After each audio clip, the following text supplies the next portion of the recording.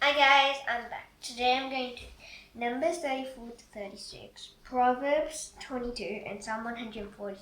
Let's get started. The Lord said to Moses, "Give the Israelites a command. Tell them, you are going to enter Canaan. The land will be given to you as your own. Here are the borders you must have. Your southern border will include part of the desert of Zin. It will be along the border of Edom. The southern border will start in the east from the southern end of the Dead Sea. It will cross south of Scorpion Pass. It will continue on to Zin. From there it will go south of Kadesh Barnea. Then it will go to Hazar Adar and over to Aswan. Then it will turn and join the Wadi of Egypt. It will come to an end at the Mediterranean Sea. The western border will be the coast of the Mediterranean Sea. There will be your border on the west. For your northern border, run in line from the Mediterranean Sea to Mount Hor. Continue it from Mount Hor to Lebo Hamath. Then the border will go to Zedad. It will continue on to Ziphron. It will come to an end at Hazar Enan. That will be your border on the north. For your eastern border, run a line from Hazar Enan to Shechem. The border will go down from Shechem to Riblah. Riblah is on the east side of Ain. From there, the border will continue along the slopes east of the Sea of Galilee. Then the border will go down along the Jordan River. It will come to an end at the Dead Sea. That will be your land, and those will be its borders on every side. Moses gave the Israelites a command. He said, "Cast lots when you divide up the land.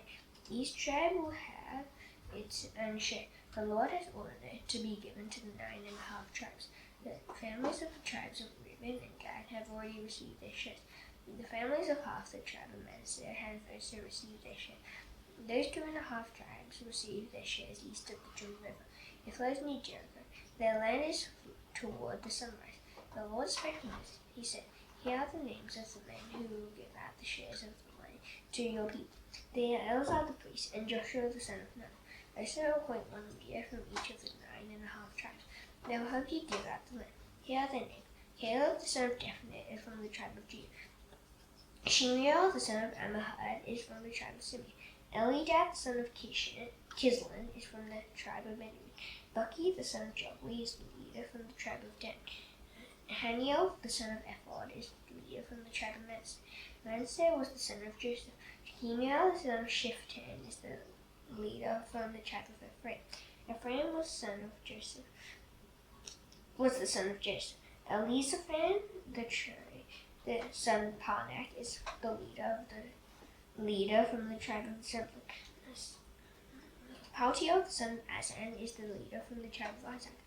Ahihud the son of Shalomi is the leader from the tribe of Asher. Pedahel the son of Ammihud is the leader from the tribe of Naphtali. These are the men the Lord commanded to give out shares of the land. They were commanded to give them to Israel in the land of Canaan. On the plains of Moab, the Lord spoke to Moses. It was by the Jordan River across from Jericho. The Lord said, "Command the Israelites to give the Levites towns to live in. The towns must come from their shares of land the people will have as their own. Also give the Levites the grasslands around the towns. Then the Levites will have towns to live in. They will also have grasslands for their cattle and all their other livestock. The grasslands around each town you give them will go out to 1,500 feet from the town wall. Outside each town, the east side will measure 3,000 feet. So will the south side, the west side, and the north side. The town must be in the center. Then the Levites will own the grasslands around each town. 6 of the towns you give the Levites will be cities to go to for safety. A person who has killed someone can run around them. Also give the Levites 42 other towns. You must give the Levites a total of 48 towns. Also give them the grasslands around those towns. The towns you give the Levites must come from the land the Israelites have as their own. So the number you give from each tribe will depend on the size of that tribe's share. Take that many towns from a tribe that has many towns, but take only a few towns from a tribe that has only a few." Then the Lord said to Moses, "Speak to the Israelites. Tell them, you will soon go across the Jordan River. You will enter Canaan. When you do, choose the cities to go to for safety. People who have killed someone by accident can run to one of those cities. There will be places of safety for them. People will be safe there from those who want to kill them. Then anyone charged with murder will not die before their case is being brought to the community court. 6 towns will be the cities that you can go to for safety. 3 will be east of the river. The other 3 will be in Canaan. Those 6 towns will be places where the Israelites can go for safety. Outsiders living in Israel can also go to them for safety. So anyone who has killed another person by accident can run away. Now suppose the person uses an iron object to hit and kill someone. Then that person is a murderer and must be put to death. Or suppose a person is holding a stone that could kill, and they use it to hit and kill someone. Then that person is a murderer and must be put to death. Or suppose someone is holding a wooden object that could kill, and they use it to hit and kill someone. Then that person is a murderer and must be put to death. The dead person's nearest male relative must kill the murderer. When he meets up with him, he must kill the murderer. What if a person makes evil plans against someone else? What if that person pushes them so that they die? What if that person throws something at them so that they die? Or what if that person hits another person with a fist so that the other dies? Then the person who does any of those things must be put to death. That person is a murderer. The dead person's nearest male relative must kill the murderer. When he meets up with him, he must kill the murderer. But what if a person suddenly pushes someone else without being angry? Or what if that person throws something at someone else without meaning to? Or what if that person does not see the other person and drops a stone on them that kills them? He was not the dead person's enemy. He did not mean to harm. Then the court must decide between the person who did the act and the nearest male relative of the one who was killed. Here are the rules the court must follow. The court must provide a safe place for the person accused of murder. It must keep the one accused of murder safe from those who want to kill him. The court must send the accused person back to the city they ran to for safety. The accused person must stay there until the high priest dies. That priest has been anointed with holy oil. But suppose the accused person goes outside that city, and suppose the dead person's nearest male relative finds them outside the city. Then the relative can kill the accused person. The relative will not be guilty of murder. The accused person must stay in that city until the high priest dies. Only then may they return home. This is what the law requires. This is what the law requires of you for all time to come. It will apply to you no matter where you live. Suppose that a person kills someone, then that person must be put to death as murder. But do it only when there are witnesses who can tell what happened. Do not put anyone to death if only one witness tells what happened. Do not accept payment for a murderer's life. A murderer deserves to die. He must simply be put to death. Do not accept payment for anyone who has run to a city for safety. Do not let them buy their freedom to return home. They must not go back and live on their own land before the high priest dies. Do not pollute the land where you are. Murder pollutes the land. Only one thing can pay to remove the pollution in the land where murder has been committed. The blood of the one who spilled another's blood must be spilled. So do not make the land where you live unclean, because I live there too. I, the Lord, live among the Israelites. The heads of the families of Gilead came to Moses. Gilead was the son of Machir. The family heads were in the tribe of Manasseh, so they were in the family line of Jacob. They spoke to Moses in front of the leaders of the families of Israel. They said, "The Lord commanded you to give shares of the land to the Israelites, and he told you to cast lots when you do. At that time, the Lord ordered you to give up brothers so they could have share to his daughters. Suppose they marry men from other tribes in Israel, then their share will be taken away from our family's land. It will be added to the land of the tribe they marry into. So a part of the share given to us will be taken away. The year of Jubilee for the Israelites will come. Then their share will be added into the land of the tribe they marry into.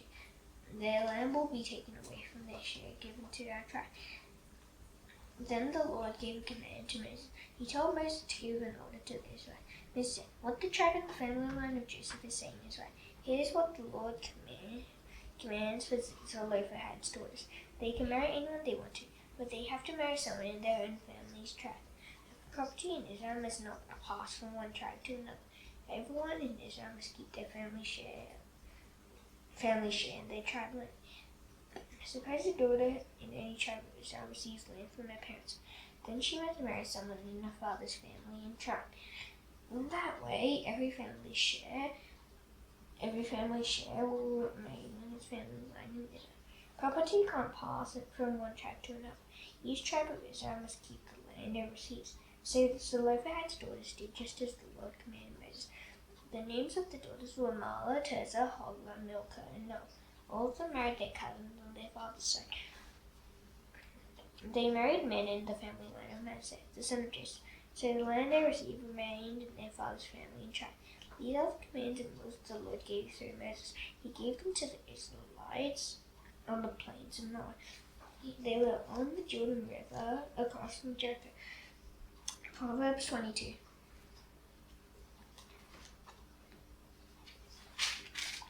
You should want a good name more than you want great riches. To be highly respected is better than having silver or gold. The Lord made rich people and poor people. Right? That's what they have in common. Wise people see danger and go over to a safe place, but childish people keep on going and suffer. Being humble comes from having respect for the Lord. This will bring you wealth and honor and life. Thorns and traps lie in the paths of evil people, but those who value their lives stay far away from them. Start children off on the right path, and even when they are old, they will not turn away from it. Rich people rule over those who are poor. Borrowers are slaves to lenders. Anyone who plants evil gathers a harvest of trouble. The attempt to treat others badly will be destroyed. Those who give freely will be blessed. That's because they share their food with those who are poor. If you drive away those who make fun of others, fighting as it goes away.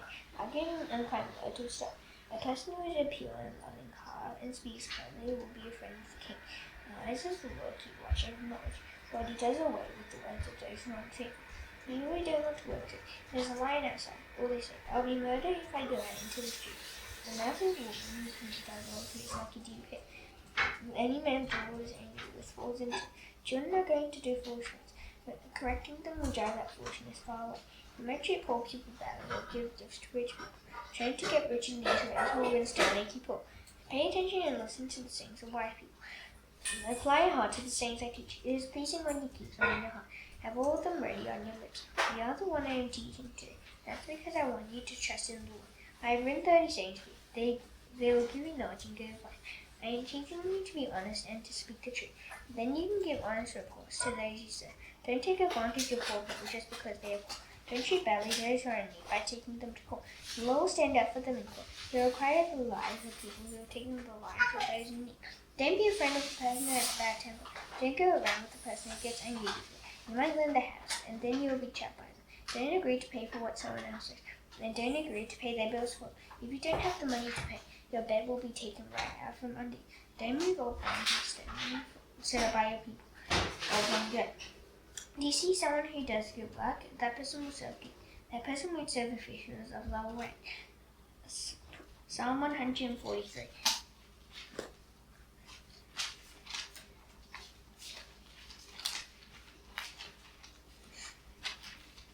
Lord, hear my prayer. Listen to my cry for mercy. You are faithful and right. Come and help. Don't take me to court and judge me, because in your eyes no living person does what is right. My enemies chase me. They crash me down to the ground. They make me live in the darkness, like those who died long ago. So I go weak. Deep down inside me, I'm afraid. Remember what happened long ago. I spend time thinking about all your acts. I consider what your hands have done. I spread my hands to you in prayer. I'm thirsty for you, just as dry ground is thirsty for rain. Lord, answer me quickly. I'm growing weak. Don't turn your face away from me, or I will be like those who go down into the grave. In the morning, let me hear about your faithful love, because I've put my trust in you. Show me the way I should live, because I trust you with my life. Lord, save me from my enemies, because I go to you for safety. Teach me to do what you want, because you are my God. May your good spirit lead me on a level path.